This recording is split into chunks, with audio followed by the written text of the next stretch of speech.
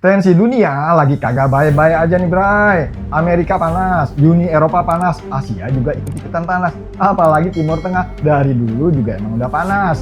Beda kalau di Indonesia, sekarang suhunya emang lagi dingin. Yang panas cuma otak para mafia sama koruptor yang lagi pada diberantas. Ditambah otak segelintir elit politik yang lagi pada pusing gara-gara ATM-nya pada dibekuin. Makanya rakyat pada dipanas-panasin. Ya, kali aja ATM-nya bisa cair lagi. Manasin rakyat udah kayak api di subuh kompor. Alih-alih mengkritisi, malah pada jadi provokator. Hasut sana, hasut sini. Makanya bersyukurlah bangsa ini punya presiden yang cinta damai, kagak doyan cari musuh. Presiden tetap fokus sama visi misi dan program-program yang langsung bermanfaat buat rakyat. Sekarang rakyat udah pada cerdas, kagak perlu digerakin lagi, apalagi sampai dimobilisasi biar bisa ikutan nebeng kontestasi. Pemilu masih 3 tahun lagi. Daripada hasut sana sini, lebih baik mengkritisi. Kritis, tapi bukan sinis. Apalagi setelah Prabowo memutuskan bergabung ke Board of Peace, Dewan Perdamaian Gaza bentukan Donald Trump. Wah, langsung rame tuh di media sosial. Dibilang anti asing lah, dibilang Prabowo pro barat lah, dibilang pro penjajah lah. Padahal tujuannya jelas. Indonesia konsisten membela hak Palestina dan kedaulatan Palestina. Seperti yang sering diteriak-teriakan kubu sebelah, Save Palestine, Save Palestine. Kalau cuma teriak doang, gue juga bisa. Langkah Prabowo emang bukan langkah biasa-biasa aja. Beda sama presiden-presiden Indonesia sebelumnya. Tapi bukan berarti Indonesia pro Israel, pro Amerika. Tar dulu, Bray.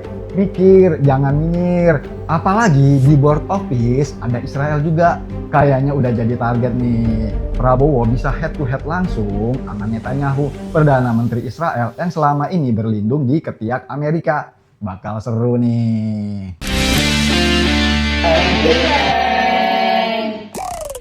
Bergabungnya Indonesia ke Board of Peace itu cuma sementara, kagak paten. Selama 3 tahun itu kagak bayar. Tuh menterinya udah ngomong. Kecuali kalau mau diperpanjang keanggotaannya, baru bayar 16,7 triliun rupiah. Negara juga mikir kali, Bray, buat ngeluarin duit segitu. Elunya aja yang pada kagak mikir. Politik luar negeri Prabowo jelas menandakan kalau Indonesia negara yang aktif di tengah situasi dunia yang lagi panas. Walaupun Indonesia menganut politik bebas aktif. Ditambah lagi pidato presiden di Forum Ekonomi Dunia. Ini menjadi bukti kalau pemimpin bukan cuma jadi penonton, tapi ikut memberikan solusi atas persoalan dunia. Masalahnya kalau benar kejadian perang dunia, Indonesia bakal kena imbasnya. Makanya jangan berisik. Pilpres masih lama. Tahun 2026 nih, negara-negara barat bukan cuma persiapan ajang Piala Dunia, tapi lagi pada siap-siap perang dunia. Amerika Serikat sebagai tuan rumah Piala Dunia malah lagi siap-siap invasi ke Greenland, bakal nyerang Iran. Gokil nggak tuh? Apalagi Cina udah kirim alat-alat perangnya nih ke Iran. Negara-negara Timur Tengah pada siap-siap angkat senjata. Perang Rusia-Ukraina yang kagak kelar-kelar. Udah bikin gerah Uni Eropa yang lagi pada ngumpul bahas perang dunia ketiga. Kalau udah kejadian, jangan dikira Indonesia kagak bakal kena getahnya. Satu kawasan perang aja udah bikin rantai pasok pangan dan energi terguncang. Bisa bikin perut rakyat meradang. Dan Prabowo paham permasalahan, bukan sekedar geopolitik. Arahannya tegas dan jelas kalau bangsa ini kudu swasembada pangan dan swasembada energi buat menghadapi situasi global yang makin memburuk. Ini sebuah strategi gitu buat bertahan hidup di dunia yang semakin brutal. Coba lu bayangkan, selama bertahun-tahun beras yang kita makan datang dari tetangga sebelah. Vietnam, Kamboja, Thailand, India, Pakistan. Negara-negara yang sekarang lagi pada gontok-gontokan. Kalau kapal-kapal beras mereka pada berhenti berlayar ke sini, bisa jadi rantai pasok terputus gara-gara konflik yang bukan urusan kita.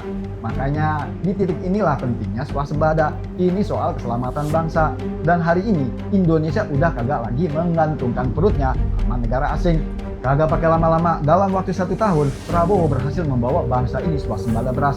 Dan kemarin nih, Prabowo meresmikan kilang minyak raksasa terbesar sepanjang sejarah bangsa ini berdiri.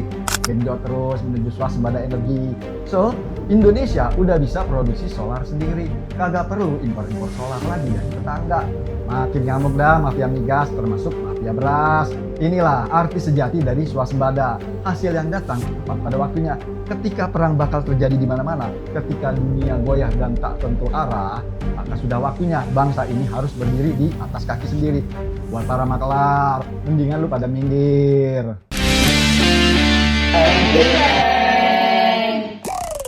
Sejak menjabat Menteri Pertahanan sampai sekarang jadi Presiden, Prabowo tetap konsisten dengan satu keyakinan.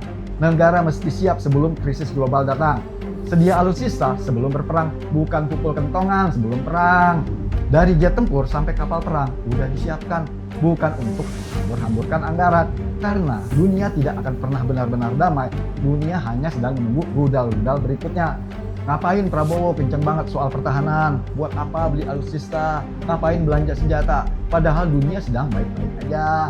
Sampai ada salah satu capres menganggap langkah Prabowo disebut berlebihan, dianggap terlalu paranoid. Tapi buktinya, hari ini dunia memperlihatkan wajah aslinya. Tanpa merangkai kata-kata, konflik meletus di mana-mana. Thailand, Kamboja saling serang, India, Pakistan ikutan perang. Negara-negara diserang tanpa peringatan. Kedaulatan negara dilanggar atas nama apapun. Disinilah prediksi Prabowo rasanya tepat. Buat memastikan satu hal, Indonesia tidak berdiri telanjang bulat ketika perang dimulai dari timur ke barat. Dan sekarang jelas, Prabowo memimpin di waktu yang tepat. Hehe, salam eng.